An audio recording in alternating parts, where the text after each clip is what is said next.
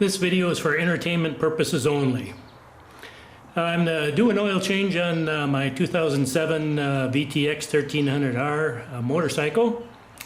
And let's see here. We've got the Honda motor oil that I'm going to put back in it. My bike takes 3.9 quarts. I'm using a K&N oil filter. The part number in that is KN204-1. Now I have a piece of cardboard to lay on, and I got a little light there. I'm going to have to get underneath the bike to show you where the drain plugs are. The first drain plug is right here. There we go. And the second drain plug is right here. Let me see if I can get a little better view here. Yeah. Right here. Now, I'm hoping you can see here. It also takes a 17 millimeter for a socket. Oh yeah, there we go. And I'll move my drain pan underneath. And we will get the first plug out and get that draining.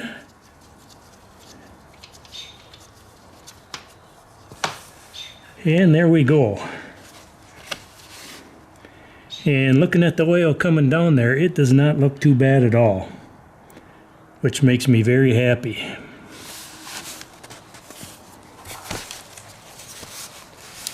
So we'll let that drain.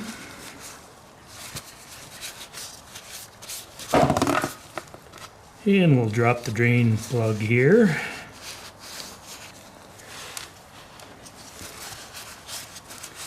Okay, we'll be back after this is done draining.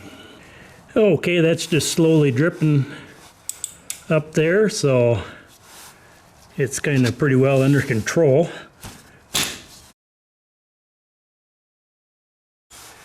And I'm going to slide my pan back a little bit.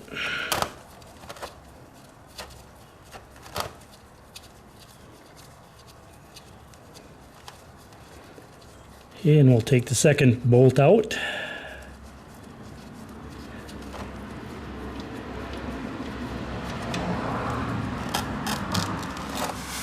There we go. Sorry about the hands. And we'll just let that drain. Now, I'm going to go up and loosen up the fill plug.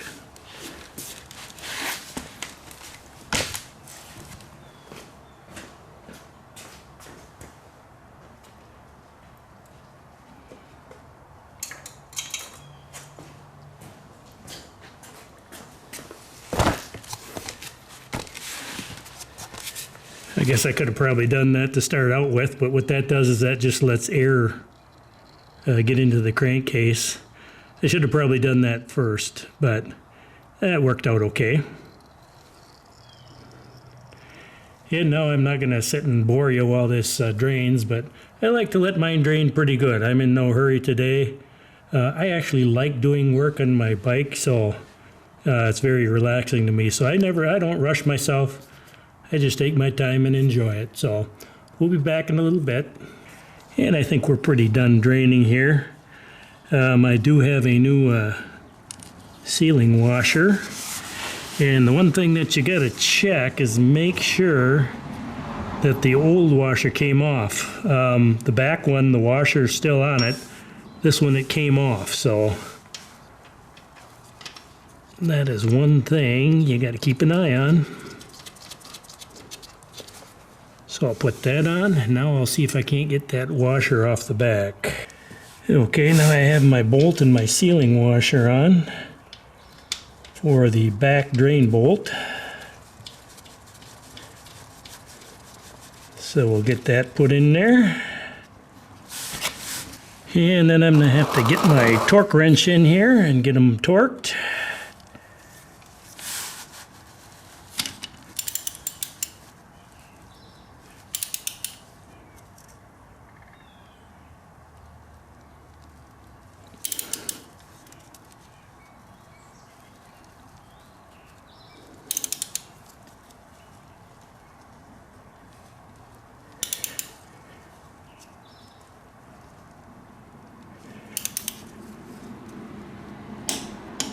Okay. That seemed like it turned quite a bit from running it up, but that is that crush washer in there. And that is being compressed. So we'll just double check it here. There we go. Pretty happy with that.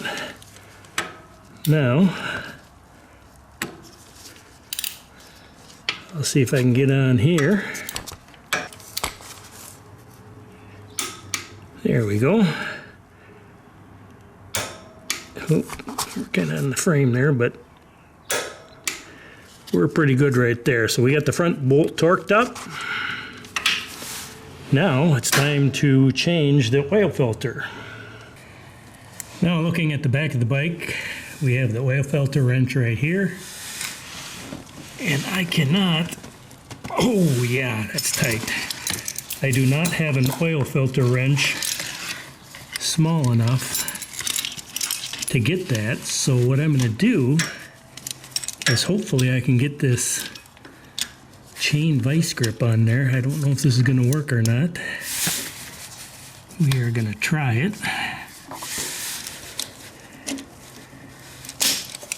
Yeah, that's not good.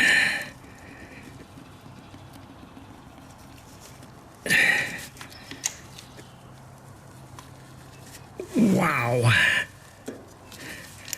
Oop, I think I felt it move. Either that or it just smashed.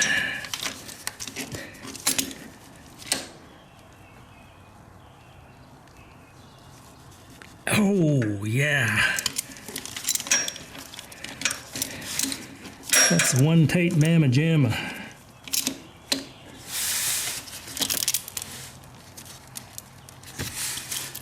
Do a little adjusting here. I might just be crushing it.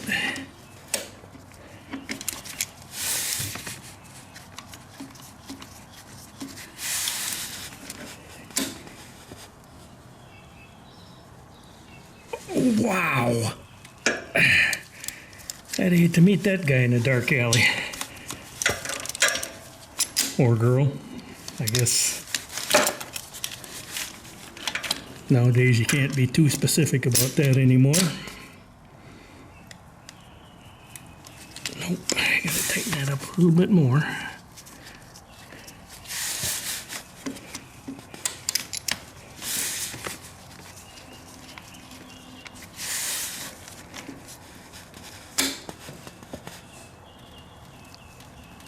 Yeah, just a little bit at a time. It's coming, I hope. And not just crushing.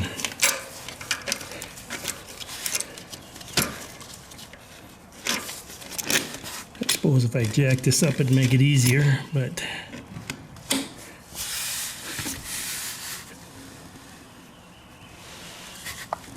yeah, we can see there it moved. So we are winning. Normally at the end of the oil filters, they're a little bit thicker, so if you go too far or further in on the case, you're going to start crushing it.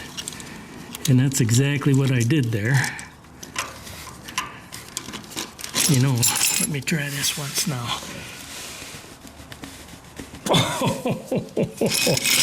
Wow. Let me try something else here. I've got it, it did spin, but I want to see if I can do something faster. Now we're going to try to get in there with the old croissant. And I don't know how much you can see with my big hands in the way, but it did move a little bit, little bit, little bit. Yeah, that's going to be faster.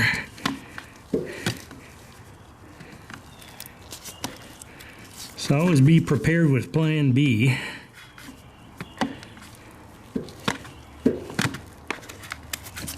Okay,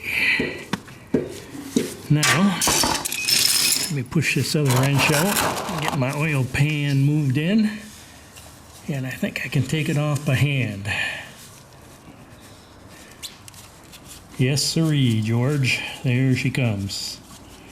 Yeah, I can see by the color of the oil as it's draining here that this oil has not been in there a long time at all, so, but it's good to get it changed At least I know where I'm standing here as far as mileage goes. Okay. Now, once again, once you take your oil filter out, you want to make sure the O-ring didn't stick to the motor there, and we can see it did not on this one. So we're going to be putting in this K&N filter. Again, it's a KN-204-1. And I'm going to kind of slide the oil pan out a little bit. And then just come and screw the oil filter on. Now, believe it or not, oil filters do have a torque spec. And you say, well, you know, how do I know what to torque it to? Well, if you look in that manual you just bought, it will tell you. And one of the nice thing about these K&N oil filters here is they have a bolt head on them, so you can get a torque wrench on it. So I am going to have to move this coolant jug here so my wrench will fit, but that will avoid that little hassle that I just had wrestling the other one off if you get it torqued. The other nice thing too with the nut on the end, when it comes time to take it off, you have something to grab onto. Of course, if I would have had the right wrench, I could have probably just spun it off. But now with this, with the nut on the end here, I don't have to have a wrench. I can, or excuse me, a filter wrench. I can just use a regular 17 millimeter wrench, and I can spin this filter right off. And what's nice is with both drain plugs, they are both use a 17 millimeter socket, and then the filter itself actually uses a 17 millimeter socket. So everything's good. Now I'll wipe any drips down, and it'll be time to add oil. All right, we're in the home stretch now. Time to add the oil. I have it up on my motorcycle jack now, so it's straight up and down. Take the dipstick out there. One of the things I like to do when I put anything on a motorcycle jack is I like to leave the kickstand down. When you let the bike down, if you don't remember to put the kickstand back down, this bike is going to go over. So by leaving it down, if you can, in what you're doing, you eliminate the possibility of dropping your bike. Okay, now a lot of people use funnels, but half the fun of doing an oil change for me is trying to get the oil in without running it all over the floor. I'm not saying that I never run it all over the floor, because it does happen, but it's time to place your bets and see what's going to happen here. So with this here, 3.9 quarts, and we'll see how steady I am here. Of course, it doesn't help that the engine is warm every time I touch it.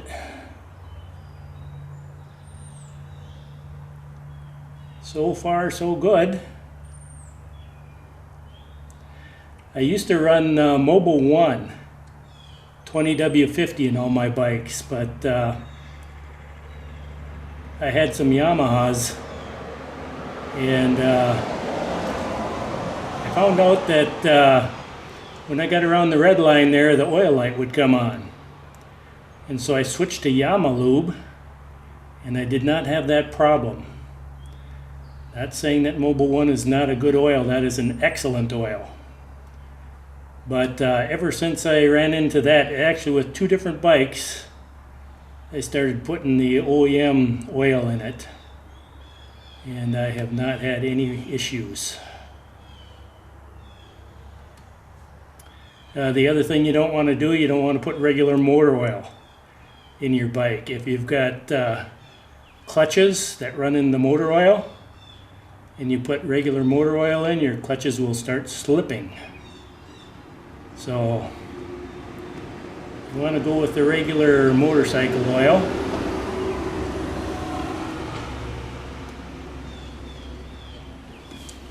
Okay, look at that.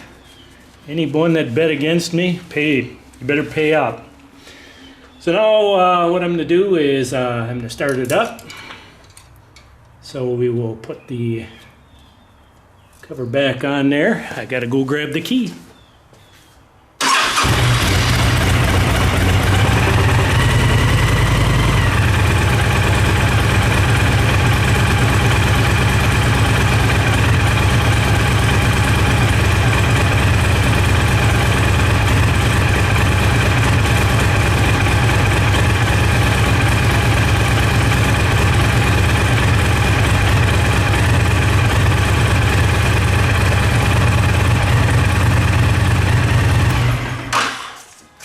Okay, now that it's run, I look on the floor there for any puddles, any drips.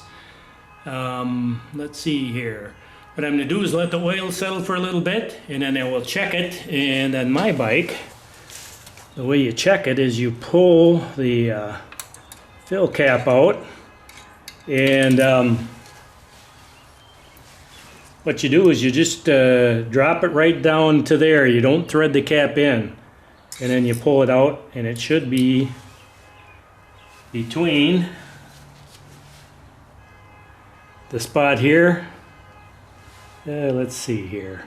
This spot here, the lower and the upper, your oil level should be in between the two marks. So let me let it just settle down there, and we'll check it and see how it's going to do.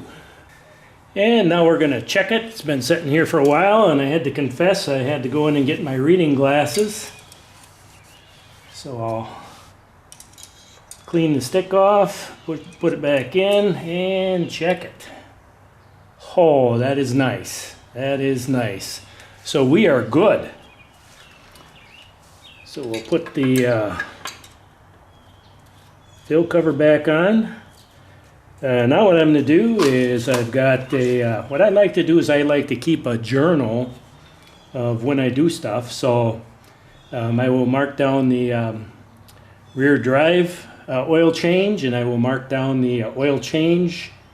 And so that leaves what? We got change fork oil. We have to change antifreeze. And we have to change brake fluid. So if you think any of that's going to interest you, stay tuned, and I probably won't do anything more today, but the next nice day we got out, I'll see what I can get done. So I don't know if you like to do your own work or not, but this will kind of give you an idea whether you think you're capable of doing it or whether you need to take it in and have it done by a professional. But like I say, I'm not a professional mechanic. So if you follow anything that I do here, it's at your own risk. So anyway, good riding, and we'll see you later.